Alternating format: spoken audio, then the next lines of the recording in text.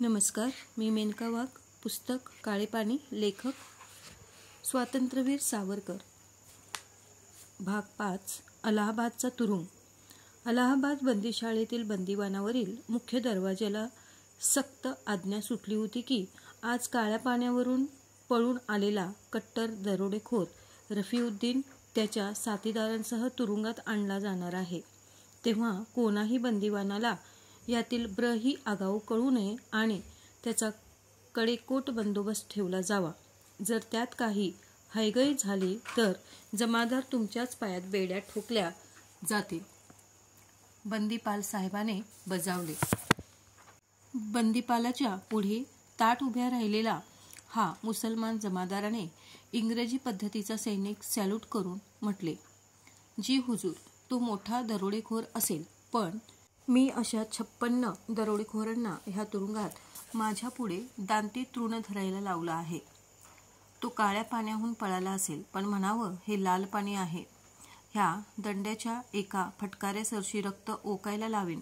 कंबरडच मोडून टाकीन. कंबरड. मारहाण बिरहाण करायची नाही. ते जीवावर उदार झालेले गुंड आहेत.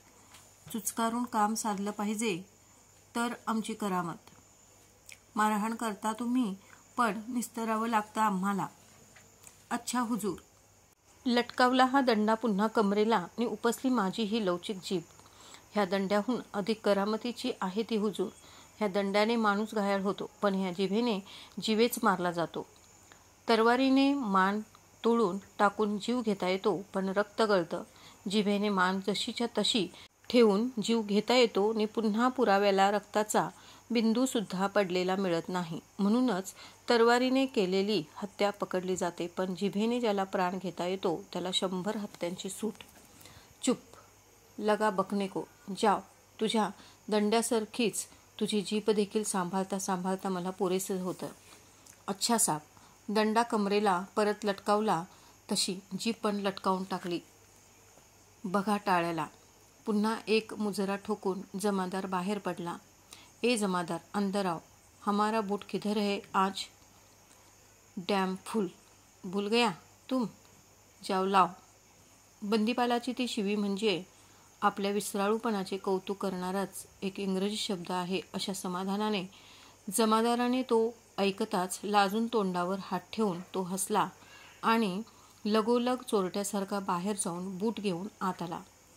आपल्या तोंड पुसण्यापासून शिंकण्यापर्यंतच्या हरकामी हातरुमालाने बूट झाकून त्याने तो बंदीपालापुढे हळूच ठेवला आणि रुमाल साफ करण्यासाठी थोडा झटकू लागला.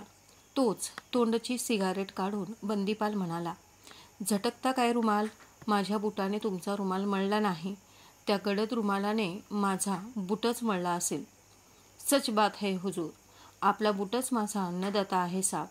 आपल्या पायतानाची सेवा 12 वर्षे करतो आहे, म्हणून तर आज शिपायाचा जमादार झाला आहे हा बंदा. हा पुन्हा बकत बसतो की काय? अशा भीतीने त्याला नवा कोणताही विषय मिळू नये म्हणून शेजारी कागद टंक करीत टाईप करीत बसलेल्या कारकुनाला बंदीपाल साहेब म्हणाले, अच्छा दादा, लाव तुम अपने कागद. सह्या बिह्या काल बोला पाहू कशावर हव्यात त्या. जमादार गेलासे. बघताच तो निमगोरा जेलर त्या कारकुनाकडे पाहून पण काहीसे मनाशीच म्हणाला, काय गोडबोले आहे हा गळे कापू. एक वेळ ते बंदिवानातले बेरड पुरवले, पण हे शिपायांतील साव बेरड नकोत.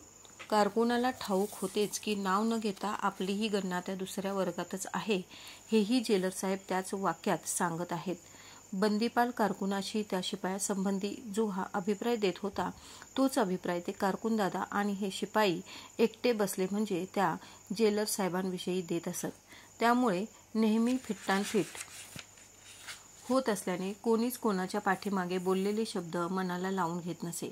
प्रत्येकाच्या झाकल्या मुठीत प्रत्येकाचा थोडाफार वाटा असल्याने गेली 12 वर्षे तो दादा आणि तो बंदीपाल साहेब त्या तुरुंगाच्या संस्थानाचा कारभार एखाद्या समायिक कुटुंबाप्रमाणे एकमेकांना सांभाळून गुण्यागोविंदाने हाकीत होते. नवनवे पर्यवेक्षक, सुपरिटेंडेंट येत आणि जात, पण जसे बंदीगृह आढळ होते तसेच ते जमादार, दादा आणि जेलर यांचे समायिक कुटुंबही गेली 12 वर्षे तेथे आढळ राहिलेले होते. बंदीपालाची आज्ञा ऐकून जमादार तुरुंगाच्या आत जाता जाताच मनाशी विचार करीत होता. त्याने 2 लोखंडी फाटके अडकवून आपल्या एका मध्यभागीच्या पटांगणात पाय टाकताच हाक मारली, शिवराम, आज काळ्या पाण्याहून पळून आलेल्या कुणा दरोडेखोर बंदिवानाला त्यांच्या साथीदारांसह या बंदीगृहात धाडण्यात येणार आहे. जेलर साहेबांनी सक्त बजावलं आहे की ही बातमी कुणालाही कळता कामा नये. अच्छा जमादारजी, ऐकून घे. त्या भयंकर दरोडेखोराला त्या पलीकडच्या फाशीच्या चौकात एका एकलकोंडीत बंद करायचं. तू किंवा मी ह्यांच्या वाचून आत कुणाला सोडायचं नाही. जेलर साहेबांना किंवा सुप्रिटेंडंट साहेबांना सुद्धा? गवारपणा करू नकोस. थट्टेने दात दिसतात, तसेच पडतात पण एखाद्या वेळी. कुणी झाडूवाला, स्वयंपाकी, पाणक्या आत येणं तर तू किंवा मी बरोबर असलो तरच नेणं. कुणाला त्या दरोडेखोराशी बोलताना पाहिलं तर नरडस दाबून टाकीन तुझं, असे कडकपणे सांगून जाता त्या अभिनयपटू जमादाराने त्याच्या त्या सलगीच्या हवालदाराच्या नरड्याला हात लावला. कुणाला सुद्धा बोलू द्यायचं नाही? हां, आत्ताच कशापायी नरडं दाबतं माझं? कुणाला त्याच्याशी मी बोलू देईन तर ना? कोणच हलकट बापाचा लेक त्या दरोडेखोराशी बोलायला येतो ते येऊ तर दे.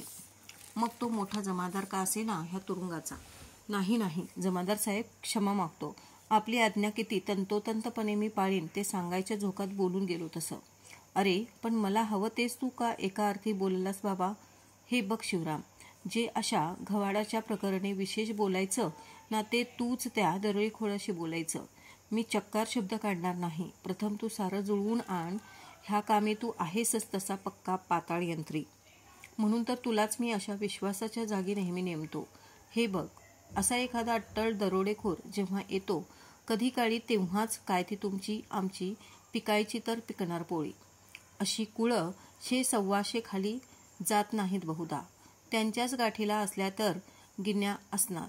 नाहीतर ते फुरटे शेकडो चोर जे ह्या तुरुंगात येतात त्यांच्या कनवटीला असणार काय नि आमची मूठ ते दाबणार काय?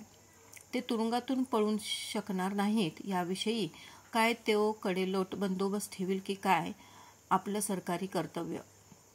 बाकी त्याला काय लागेल ती चैन करू दे आतल्या आत.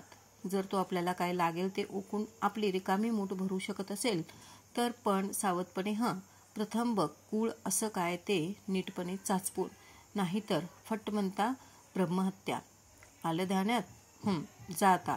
तो चौक, ते आवाज, ती एकलकोंडी खाली खुली करून झाडून ताळाबंद करून ठेव जा. ती टोळी येईलच संध्याकाळपर्यंत. पण कुणापाशी त्यांच्या येण्याविषयी बोलता कामा नये हा चक्कार शब्द. छट, ती चिंताच सोडा, असे आश्वासून शिवराम हवालदार तो फाशीवाला चौक साफसूफ करण्यास निघून गेला. त्याने पहिल्या धडाक्याला त्याचा तो एक विश्वासातला बंदिवान होता त्याला बोलावले. 8-10 वर्षांची लांब शिक्षा झालेली तो बंदिवान त्याच्या कामाच्या तडफेमुळे मुकादम झालेला होता.